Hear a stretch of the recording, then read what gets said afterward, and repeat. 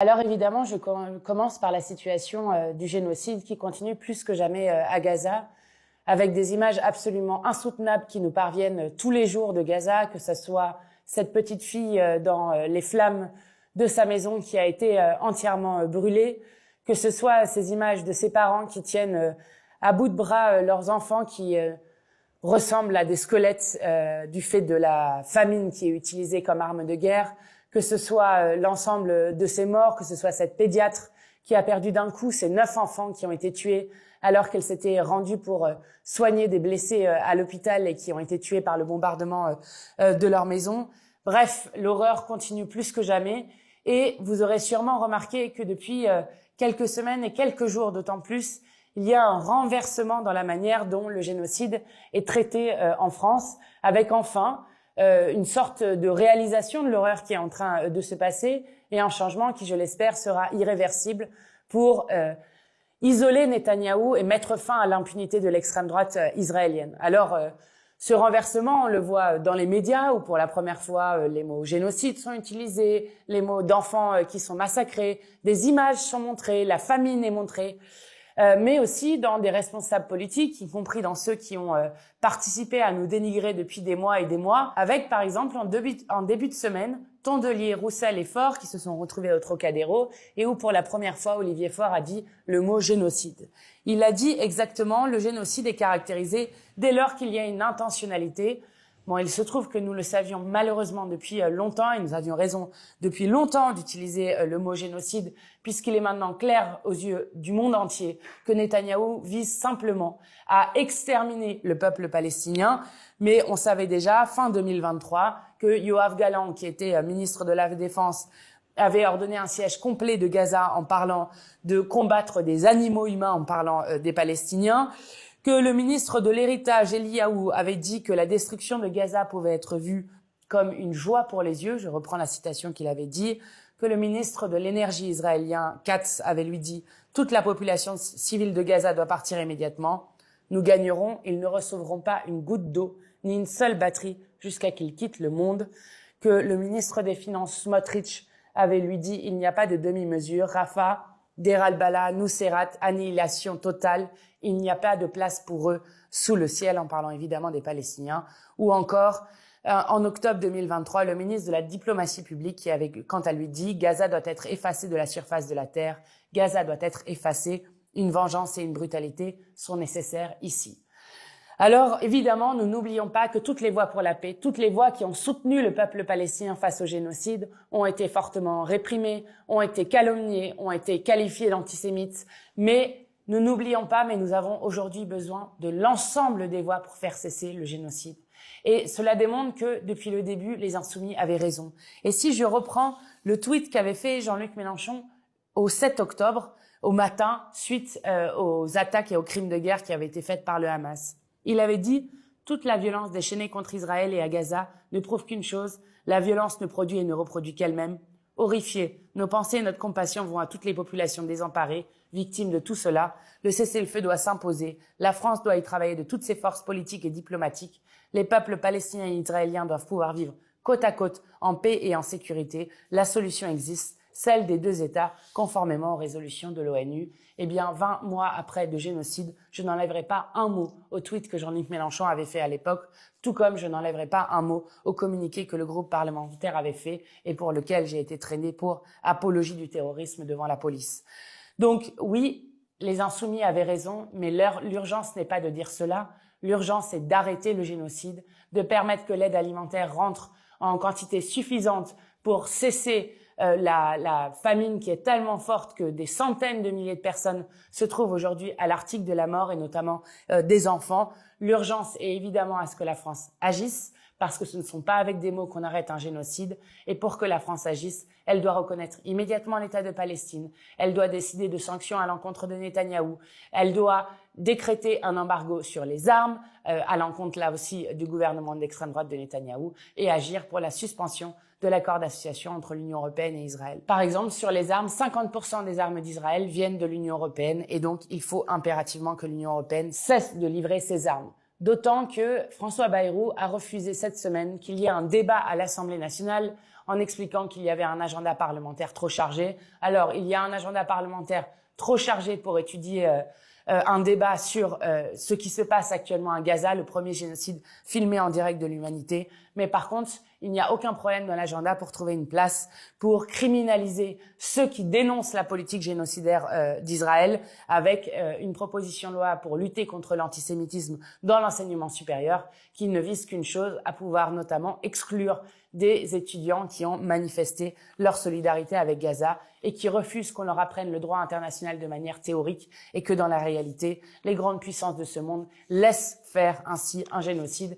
Et c'est l'honneur de notre pays que d'avoir encore ce dimanche eu des dizaines de milliers de jeunes qui se soient retrouvés dans la rue pour réaffirmer que la jeunesse de ce pays n'accepte pas qu'un génocide puisse se faire ainsi en toute impunité.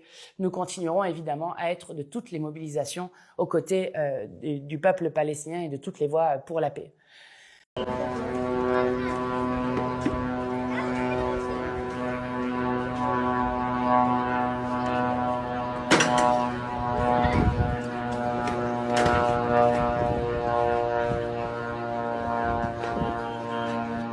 Salut mes amis, j'espère que vous allez bien toujours avec Momo YouTuber 2. Mes amis, l'armée israélienne lâche, bombarde des maisons, d'accord, des camps de réfugiés, d'accord. Regardez bien la vidéo. Et tous des enfants, des bébés, des nourrissons, regardez les enfants, même pas 5 ans, 6 ans, hein, d'accord. Vous voyez des enfants palestiniens pleurer et malgré tout cela, le gouvernement Macron, d'accord, c'est-à-dire Macron, président du Sénat, Bruno Retailleau, les macronistes soutiennent Israël. Bruno Retailleau et Macron, évidemment, et la mafia macroniste. D'accord. Et CNews, les médias corrompus sionistes. Dans la deuxième vidéo, nous voyons clairement les enfants palestiniens cherchent de la nourriture, c'est-à-dire pour manger, d'accord, parce que les estomacs sont vides, mais les marmites vides. J'essaie de parler rapidement. D'accord. L'armée israélienne bombarde des maisons et tue des enfants, des bébés, etc., etc. Ils bombardent des hôpitaux, des camps de réfugiés, des maisons. D'accord. Vous voyez des enfants pleurent et malgré tout cela, le gouvernement Macron soutient Israël, Bruno Retailleau et Macron et sionistes et les médias français corrompus. D'accord. Parce que ce qu'ils dirigent la France, c'est pas Emmanuel Macron, c'est pas Bruno Retailleau, c'est les sionistes et c'est le Mossad. On parle toujours avec des preuves concluantes. De la deuxième vidéo, nous voyons clairement les enfants palestiniens cherchent de la nourriture et manger les amis, d'accord. Mais les marmites sont vides. Regardez, j'ai rien rajouté dans ma tête. Je parle avec toujours des preuves concluantes. Les Arabes ont dit Adillah Patea. Mes amis, maintenant, je veux demander le partage. Tous les problèmes de merde à cause de Netanyahou, il a affamé le peuple palestinien opprimé. Il a tué plus de 80 000 bébés et nourrissons, d'accord, des enfants palestiniens. Il a tué des chrétiens et des catholiques en Liban, on a des preuves. Il a bombardé des camps de réfugiés, des hôpitaux. Et malgré tout cela, les macronistes ils soutiennent Israël. Quand je dis la France, c'est-à-dire les macronistes, Bruno Retailleau, Emmanuel Macron, président du Sénat, etc., etc., les sionistes. D'accord. Et malgré tout cela, on n'a pas le droit de soutenir le peuple palestinien en France. On n'a pas le droit de porter des drapeaux palestiniens en France. D'accord. Sinon, Bruno Retailleau, il donne des ordres à la police pour tabasser les manifestants. D'accord, les amis. Je veux demander le partage, ouvrir un peu les yeux pétés de merde. Moi, toujours, je parle avec des preuves. Et toujours, il y a des preuves. Toujours. Il n'y a pas de problème, pas de souci. Down to problème. Ciao, ciao, les gars.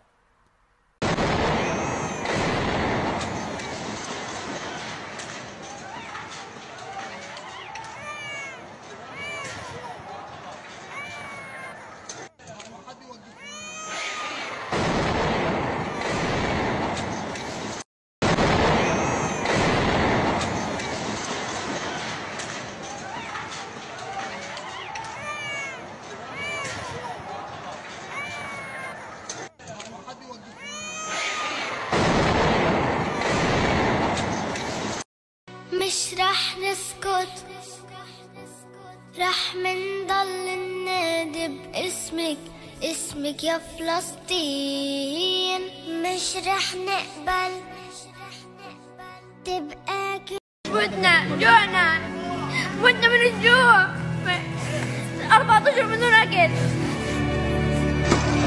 يلا صوروا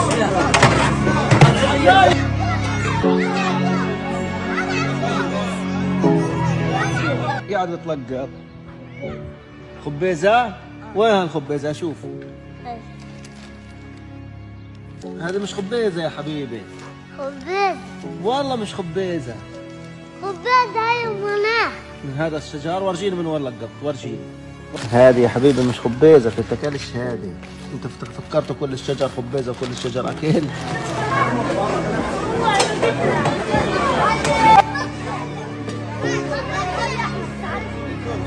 14 بدون أكل اتحصرنا أنا وزوجنا مش عندنا ولا نقبة في الدار ولا نوع من الجوع ولا مية ولا أكل ولا حياة.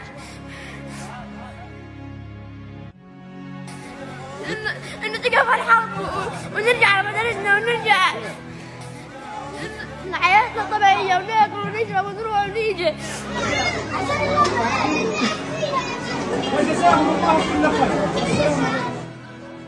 انت ايش انت في عندك لحمة؟ لحمة؟ من وين اللحمة؟ انت عارف في لحمة؟ في لحمة في البلد؟ اعمل رز وابيض. ايش ما بيك بس شو تغديت اليوم؟ ليش مش بتغدي؟ ليش مش بتغدي؟ ليش مش بتغدي؟ أغديك؟ بدك تتغدى؟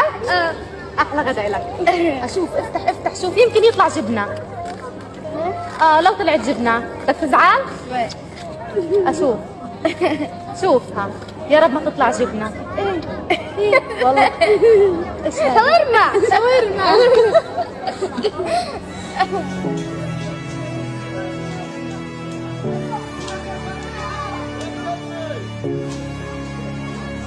جسالي مالك معصبة؟ بدنا ناكل جوعنا بالعربي فيش خجل. ايش بدنا مالك؟ ناكل اكلنا حماد حماد رحنا ناكل من الشجر بدون ما تطبخوه؟ تعبنا تعبنا. وايش كمان بتاكلي؟ بدنا اكل بدنا ننع. طب ايش مالك يا عمري؟ ايش بدك ايش بتاكلي انت؟ ايش بتشربي؟ فيش الا مي بجيب خبز بناكلش فيش جوعنا مر الخبز مر. هذا الخبز طبعا ورجيني آلاف ولا الحيوانات انصنع وسالم مش قادرة تاكله صح؟ باكلش. بدنا من الجوع. بدنا اكل بدنا ننع.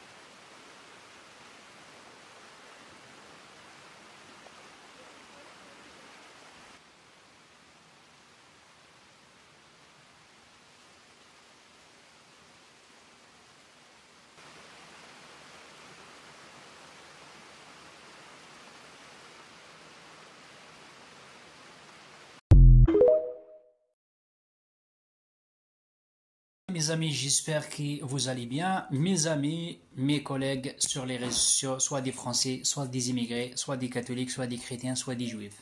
Date le 28/5/2028, d'accord, Al Jazeera, une chaîne arabe, d'accord, c'est libre. Al Jazeera, les journalistes d'Al Jazeera, regardez ce qu'ils ont montré. C'est pas comme BFM de merde ou CNews de merde. Al Jazeera, les Français peignent 6 lieux. Peigne 6 lieux en rouge, d'accord, à centre de Paris exactement.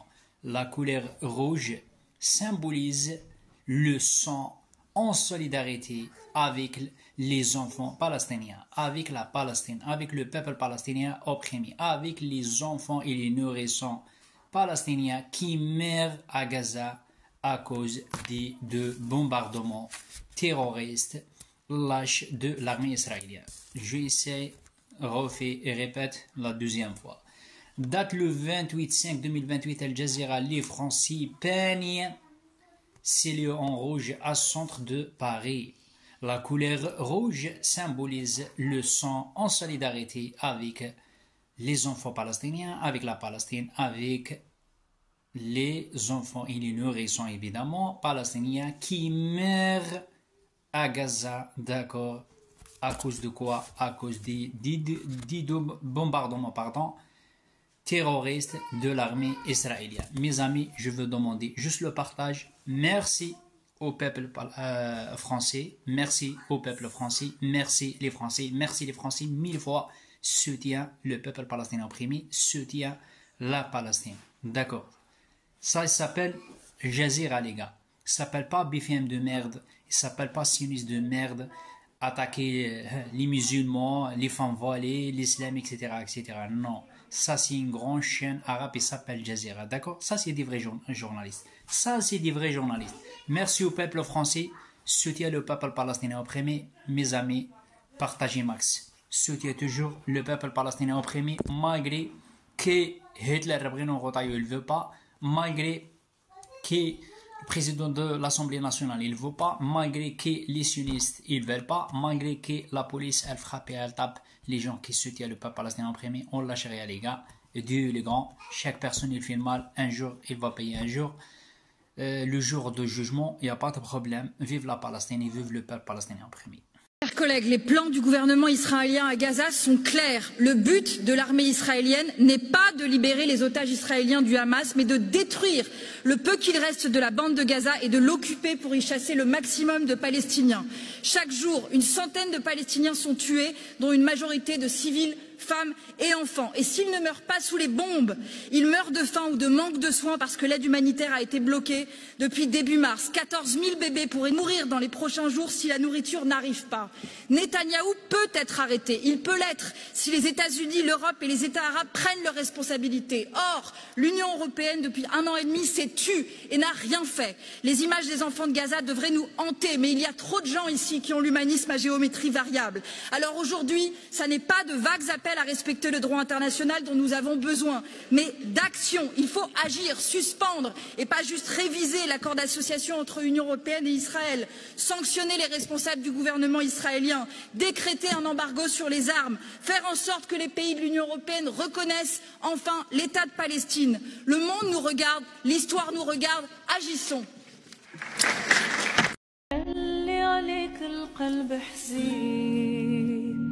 هاد سنين تدمع العين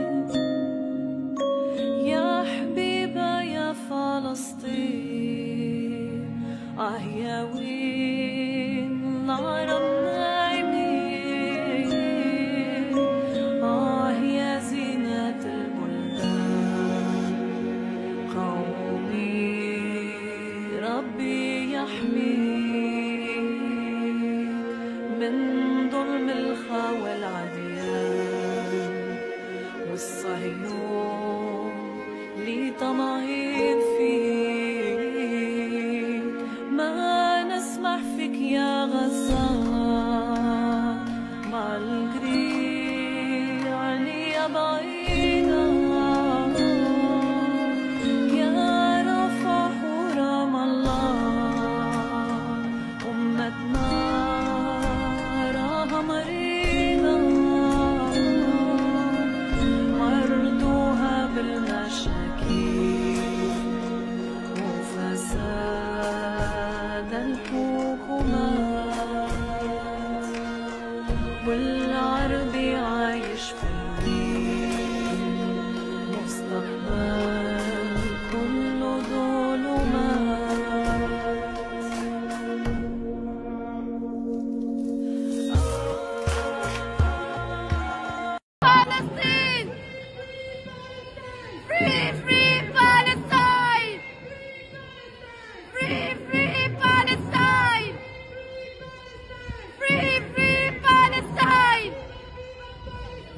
Viva, viva Palestina! Viva, viva Palestina! Viva! Viva, viva Palestina!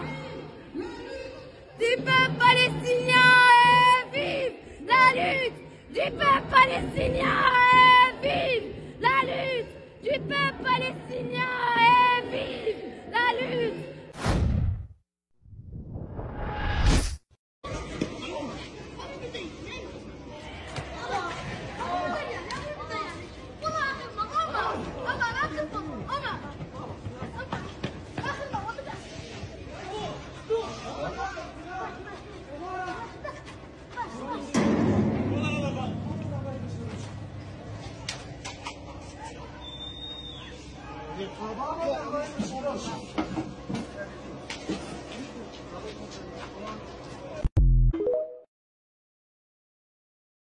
Come fate a dire che non vi tocca quello che sta succedendo in Palestina? È la festa della mamma, è l'unica cosa a cui io riesco a pensare.